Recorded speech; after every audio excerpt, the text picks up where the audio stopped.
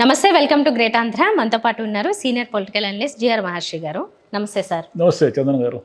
Sir, ఇవాళ ఉదయము convention సెంటర్ని కూల్చివేత మొదలు పెట్టడంతో కొన్ని చర్చలు ముందుకు వస్తున్నాయి. కోర్స్ ఎక్కడైనా కానీ చెరువులను ఎవరైతే ఆక్రమించి కడతారో అవన్నీ కూల్చివేస్తాము అని చెప్పి రేవంత్ రెడ్డి సర్కార్ చెప్పడము ఆ విధంగా ముందుకెళ్తుంది అని అనుకోవచ్చు. కాకపోతే ఇక్కడ నాగార్జున గారి కన్వెన్షన్ సెంటర్ కూల్చివేసినప్పుడు మాత్రం ఇది పొలిటికల్గా చూడాలా, లేకపోతే జరగాల్సిన పని జరుగుతుంది అని మనం చూడొచ్చా? అంటే హైడ్రా కూల్చివేతలు వరుసగా జరుగుతూ ఉన్నా కూడా ఇప్పుడు ఈయన సెలబ్రిటీ కాబట్టి ఇప్పుడు ఇది ఈ రోజంతా ఈ న్యూస్ చర్చ టీవీ ఛానల్స్లోనూ ఇదంతా జరుగుతూ ఉంది. అంటే ఇది సాధారణమైన కట్టడం కూడా కాదు సార్. అంటే హైదరాబాద్లో ఎవరెవరైతే ప్రముఖులు ఉన్నారో మ్యాక్సిమం వాళ్ళ ఇళ్లలో పెళ్ళిళ్ళు కానీ ఇంపార్టెంట్ ఫంక్షన్లు కానీ కన్వెన్షన్లోనే జరిగాయి కూడా ఇప్పటి వరకు. మరి అలాంటి దాన్ని ఇప్పటి వరకు అసలు పర్మిషన్ ఎందుకు ఇచ్చారు, ఇప్పుడు ఎందుకు కూల్చివేశారు అని చాలామంది నార్మల్ వ్యక్తుల నుంచి కూడా ప్రశ్న వస్తుంది. అంటే ఇక్కడ ఒకటి ఆలోచించాలి మనం. హైదరాబాద్లో ఒక 30 ఏళ్ల క్రితం వచ్చిన వాళ్ళకు కూడా చాలా విషయాలు స్పష్టంగా తెలుసు. ఇక్కడ ఉన్న చెరువులు కుంటలు అన్నీ ఆక్రమించేసి కట్టేసినారు. రేపు మంచి పెద్ద వర్షాలు పడితే చాలా ప్రాంతాల్లో ఇళ్ళ లేక నీళ్ళు వస్తాయి, ఈదుకుంటూ పోవాల్సిన పరిస్థితి ఉంది. అంతెందుకు ఇటు కాజాగూడ చెరువు పరిరక్షించినప్పటికీ పెద్ద వర్షం వస్తే దాని చుట్టూ విపరీతమైన మడుగులు వచ్చేస్తాయి. అంటే విపరీతంగా ఆక్రమణలు జరిగిపోయినాయి, అది అందరికీ తెలిసిన విషయం. అది కాకుండా గండిపేట ఉస్మాన్ సాగర్ జలాశయాలకు సంబంధించి ఫుల్ ట్యాంక్ లెవెల్ ఒక విస్తీర్ణాన్ని ప్రకటించుకున్నారు. అంటే ఫుల్ ట్యాంక్ లెవెల్ అంటే వర్షాలు వచ్చి ఆ చెరువులు నిండితే వాటి ఎంత మేరకు వాటి ఇది ఉంది అనేది, దానికి ఒక బఫర్ జోను ఒక 100 మీటర్లు అట్లేదో పెట్టుకుని ఉన్నారు. అన్నీ ఆక్రమించేసినారు మొత్తం. ఇది వాస్తవం. అంటే ఎవరి గవర్నమెంట్లో జరిగింది, ఎవరి గవర్నమెంట్లో జరగలేదు ఈ చర్చ, ఇది రాజకీయంగా దీన్ని తీసుకుపోయే చర్చ అనేది అది వేరే విషయం. ఇప్పుడు రేవంత్ రెడ్డి గారు రాజకీయ దురుద్దేశంతో చేస్తున్నారా, సదుద్దేశంతో చేస్తున్నారా అనేది కూడా పక్కన పెడితే మనం ఇక్కడ 2 విషయాలు ఆలోచించాలి. చెరువుల ఆక్రమణ జరిగిందా లేదా, 2 ఇప్పుడు ప్రభుత్వం అనుసరిస్తున్న తీరు వల్ల ప్రభుత్వ ఆస్తులు కాపాడుతాయా లేదా, ఈ 2 ఆలోచిస్తే మనకు అర్థమయ్యేది ఏమిటంటే, అంటే మీ పార్టీ వాళ్ళని మినహాయించి మా పార్టీ వాళ్ళని కొడుతున్నారు అనేది ఒక ఆరోపణ ఉంది. ఎవరు పార్టీ వాళ్ళు అనేది కాదు. ఇక్కడ మనం ఏం చేయాలి, నాగార్జున గారి కన్వెన్షన్ హాల్ ఈరోజు కూల్చివేశారు కాబట్టి ఇంత చర్చ జరుగుతూ ఉంది. నాగార్జున గారు అంటే మామూలుగా మనం అక్కడికి వెళ్ళి చూసినా లేదా డ్రోన్ షాట్ చూసినా కూడా అది చెరువులో కట్టారనేది మనకు అర్థమైపోతుంది. మరి ఆయన కట్టేటప్పుడు ఆయన పర్మిషన్లు తీసుకుంటున్నప్పుడు తాను ఆ చెరువులో కడుతున్నాననే విషయం తెలియకుండానే కట్టారా? స్థలాలు ఉన్నాయి సార్, ఎందుకు చెరువుల్లోనే పర్మిషన్లు ఇచ్చినంత మాత్రాన మీరు చెరువుల్లో ఎలా కడతారు తీసుకుపోయి? ఇప్పుడు నాగార్జున గారు అంటే ఆయన సెలబ్రిటీ, అనేక షోల్లో వస్తారు. ఇప్పుడు బిగ్ బాస్లో నెక్స్ట్ వచ్చి మాట్లాడతారు. ఆయన మాట్లాడేటప్పుడు నేను కూడా ప్రతిరోజు చూస్తాను ఆయన బిగ్ బాస్ వచ్చినప్పుడు. ఇంకోటి ఆయన ఏం చెప్తారు, ఒక ఫిలాసఫర్ లాగా, లేదంటే అక్కడ ఉన్న పిల్లలకి, అంటే ఆయనకంటే చాలా చిన్నవాళ్ళే ఉంటారు కదా, వాళ్ళకి ఒక గైడ్ లాగా, వాళ్ళు ఏదైనా తప్పులు చేస్తే మందులు ఇస్తున్న ఒక అన్నయ్యలాగా, ఒక గురువులాగా చాలా విషయాలు చెప్తారు ఒక షోలో. మీలో కోటీశ్వరుడిలో కూడా ఆయన అంతగా ఆకర్షించడానికి కారణం ఏమిటంటే ఆయన మాట్లాడే తీరు. అంటే మనుషులను అర్థం చేసుకోవడము, మనుషులతో ఎలా డీల్ చేయాలి, ఎలా మాట్లాడాలి అని ఆయనకు తెలిసినంత బాగా ఇంకెవరికి తెలియదు. అంటే ఆ షోలో నేను చెప్తున్నాను, ఒక పెద్ద మనిషిలా మీరు మాట్లాడతారు కదా. మీరు 600 కోట్ల రూపాయల విలువైన చెరువుని, అంటే చెరువు స్థలాన్ని కబ్జా చేసి కన్వెన్షన్ హాల్ కట్టారు అంటే ఇక మీరు రేపు ఏం చెప్తారు సమాధానము?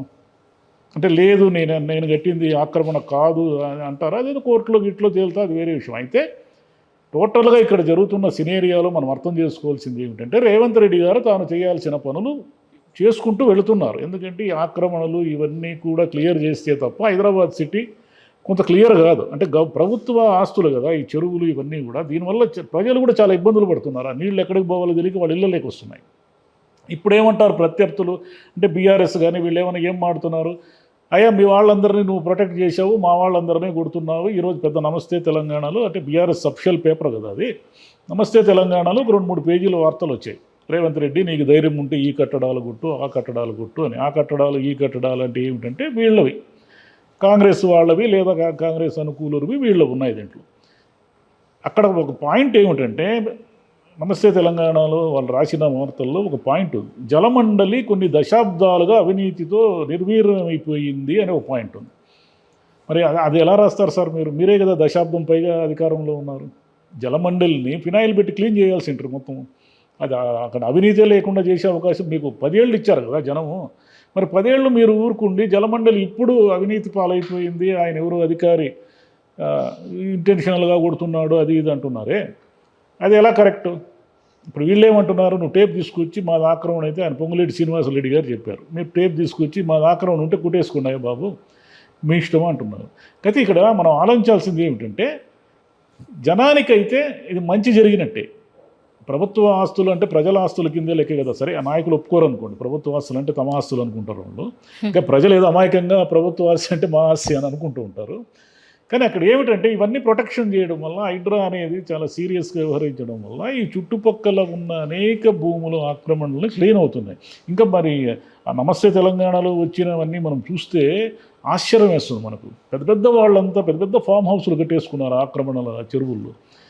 ఎలా ఇప్పుడు మీకు ఆల్రెడీ మీకు 10 తరాల ఆస్తి ఉంది కదా, మళ్ళీ చెరువులు ఆక్రమించుకొని ప్రభుత్వ భూములు ఆక్రమించుకొని ఫామ్ హౌస్లు కట్టుకోకపోతేనేమి?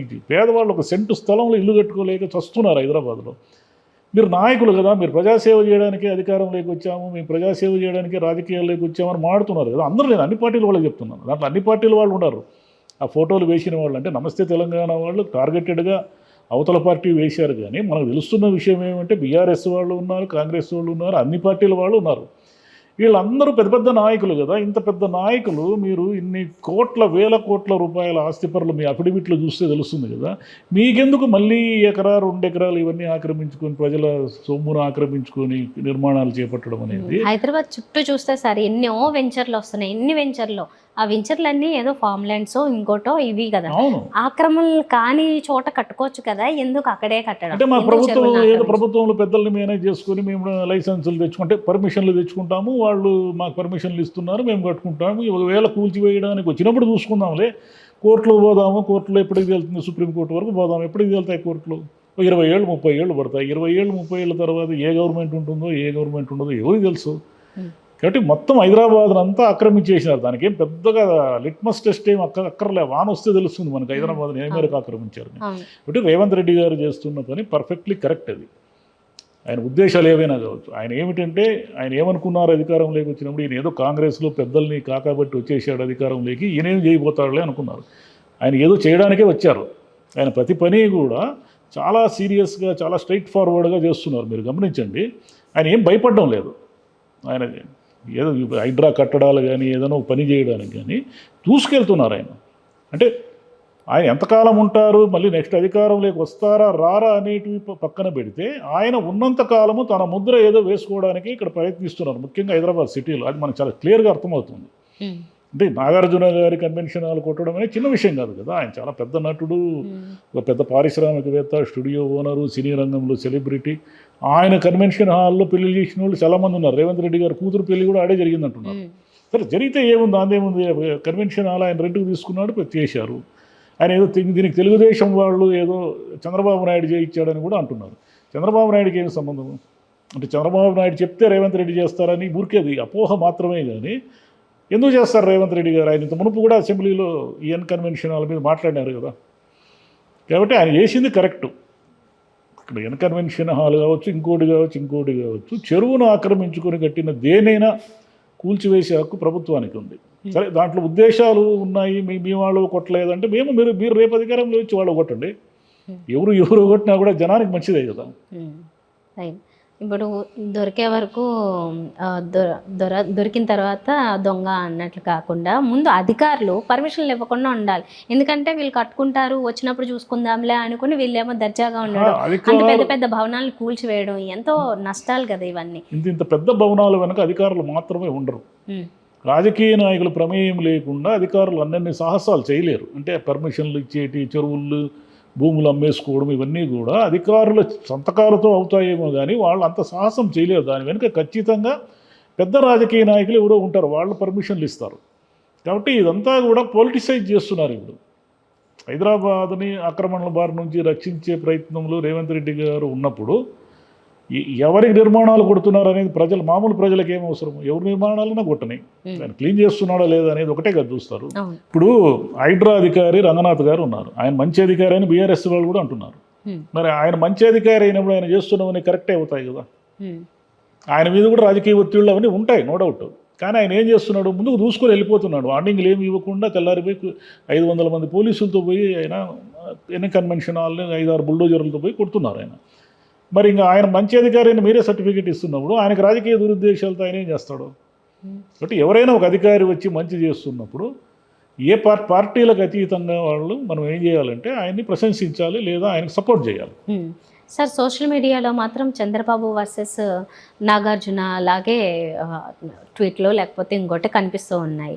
దీన్ని ఎలా చూడొచ్చు అంటారు? ఎందుకంటే నాగార్జున గారి ముందు నుంచి అప్పుడెప్పుడో సినిమా టికెట్ల విషయం దగ్గర నుంచి కూడా నాగార్జున గారు నోరు విప్పాలన్న, అంటే కరిస్తే కరవమంటే కప్పకు కోపము, విడవమంటే పాము కోపం లాగా ఆయన కొంచెం అటు ఇటు ఉన్నా కూడా అది మెయింటైన్ చేస్తూ వచ్చిన వాస్తవం ఏంటంటే కొంచెం ఆయన అటు సైడ్ ఉన్నాడు అనేది వీళ్ళ విషయం.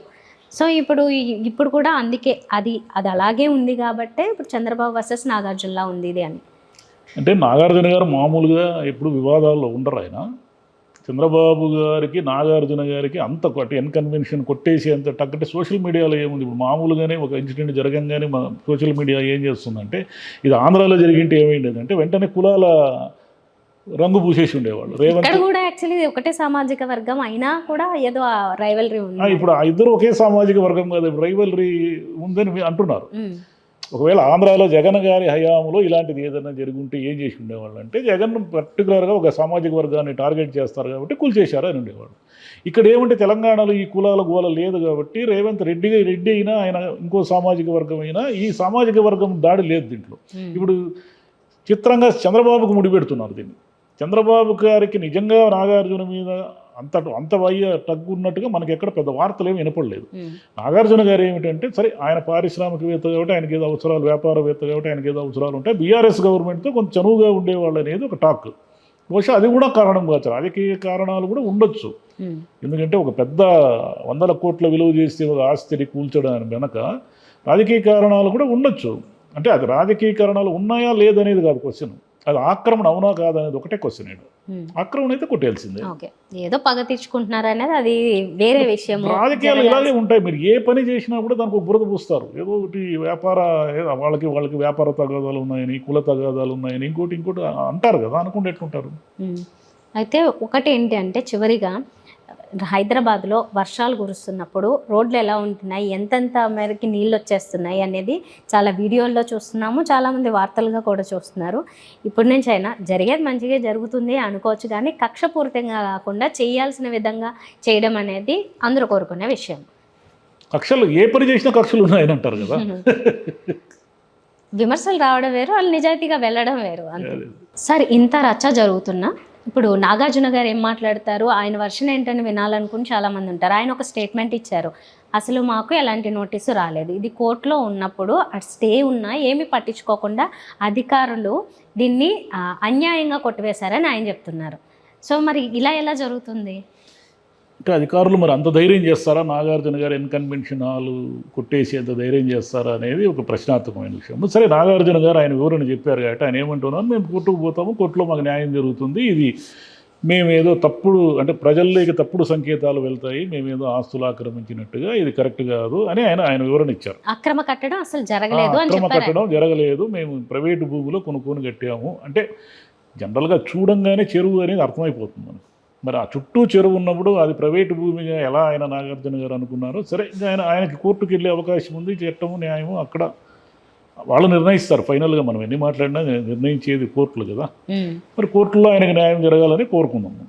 ఆయనైతే ధైర్యంగా చెప్తుంది ఏంటంటే, నేను అది అక్రమంగా కట్టింది అయితే కాదు, అది ఏదైతే పరిమితిలోనే దాని ప్రకారమే కట్టానని ఆయన చెప్తున్నారు. ఎందుకంటే ప్రజల్లోకి రాంగ్ సంకేతాలు, అంటే నేను తప్పు చేశాను అనే సంకేతాలు వెళ్ళకూడదు అనేది ఆయన ఉద్దేశం. ఒక విషయం ఏమిటంటే ఆయన క్లియర్గా అర్థం చేసుకోవాల్సింది, అది చెరువు చూసే వాళ్ళకి ఎవరికైనా అర్థమైపోతుంది, దానికి పెద్దగా నాలెడ్జ్ అక్కర్లేదు కదా మీకు. ఎందుకంటే వర్షం వస్తే తెలుస్తుంది అది చెరువు అవునా కదా.